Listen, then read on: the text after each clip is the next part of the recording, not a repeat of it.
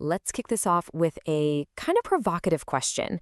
What if the economic world we all live in wasn't some kind of natural accident?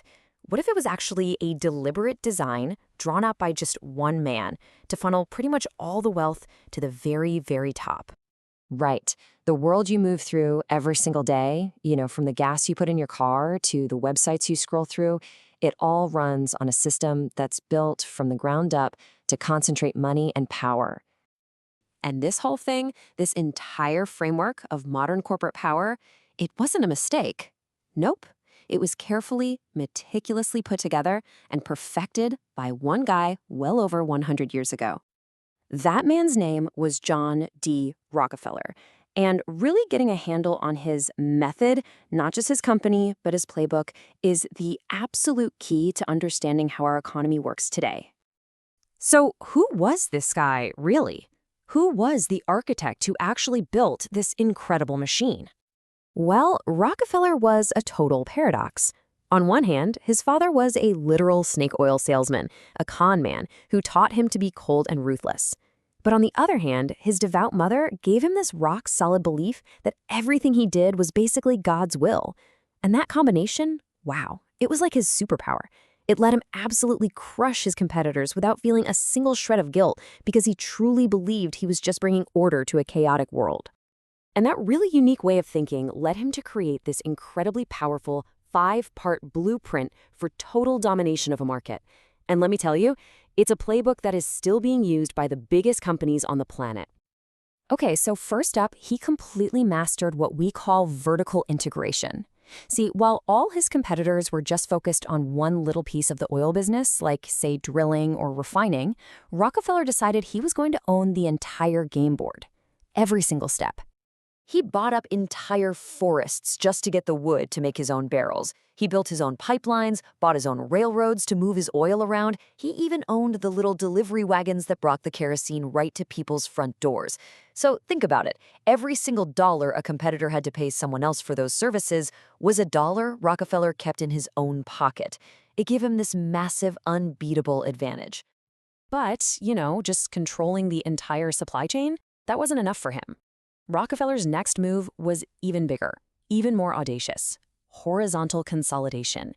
He basically set out to get rid of every single competitor. And the speed at which he did it is it's staggering. He'd go to his competitors with a really simple choice.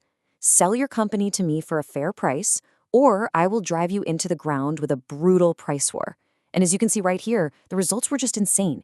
He went from being a nobody with 4% of the market to a near total monopoly with 90% in just 10 years. So here's the problem he faced.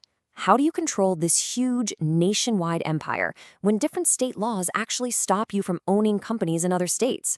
Well, this is where it gets really clever. Rockefeller's lawyers came up with a brilliant little invention: the trust. You can think of it like one of those Russian nesting dolls. One central company, the trust, would hold the shares of all the other independent companies. This let Rockefeller control the whole shebang from one single place. And just like that, the modern holding company was born. Now, this trust made Rockefeller seem absolutely invincible, right? He was like a corporate emperor, ruling over this massive, untouchable kingdom.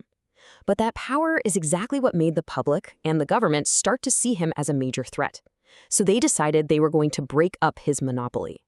But what happened next is something nobody could have predicted. The attempt to destroy his empire, it would end up making him more powerful than ever. So in this huge landmark decision in 1911, the Supreme Court finally brought down the hammer. They said Standard Oil was an illegal monopoly, and they ordered it to be shattered into 34 different companies. This was supposed to be the end of the line for Rockefeller.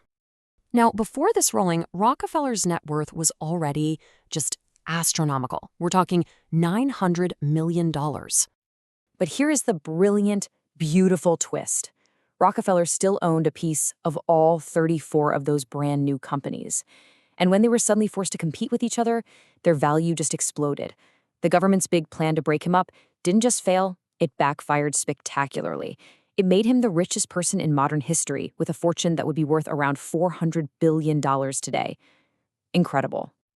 So the big takeaway here is this: the breakup didn't kill Rockefeller's system. It just made it stronger, more resilient. It basically created a whole new generation of oil giants, companies you've definitely heard of, like Exxon, Mobil, Chevron.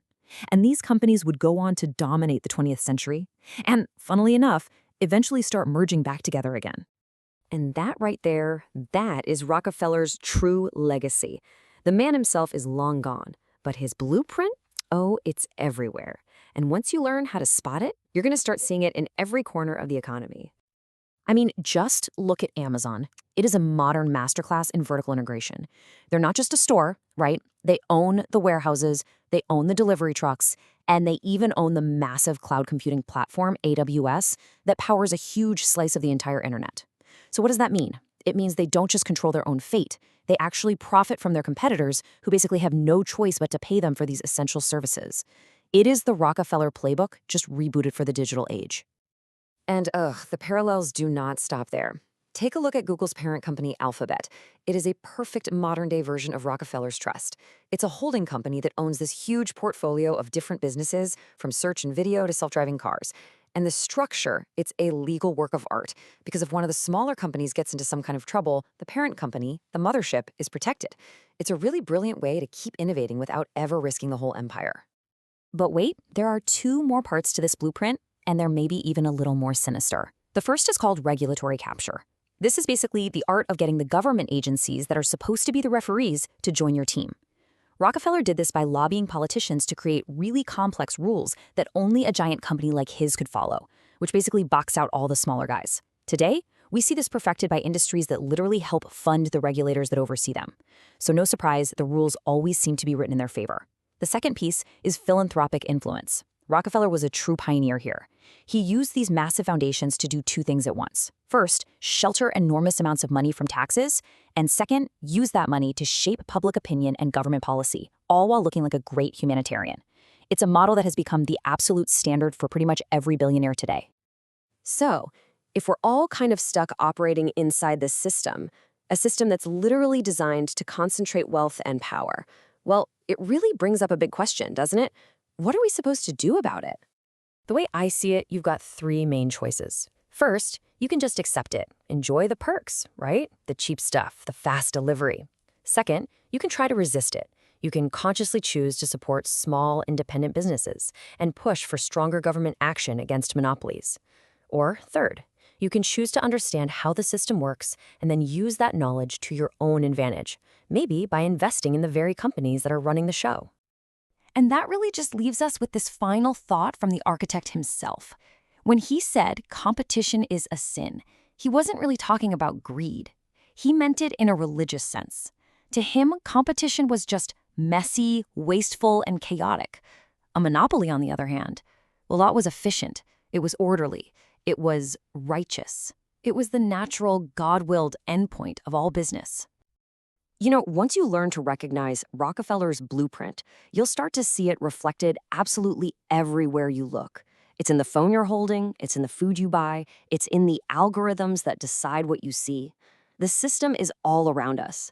So the real question is, now that you can see the machine, what are you going to do about it?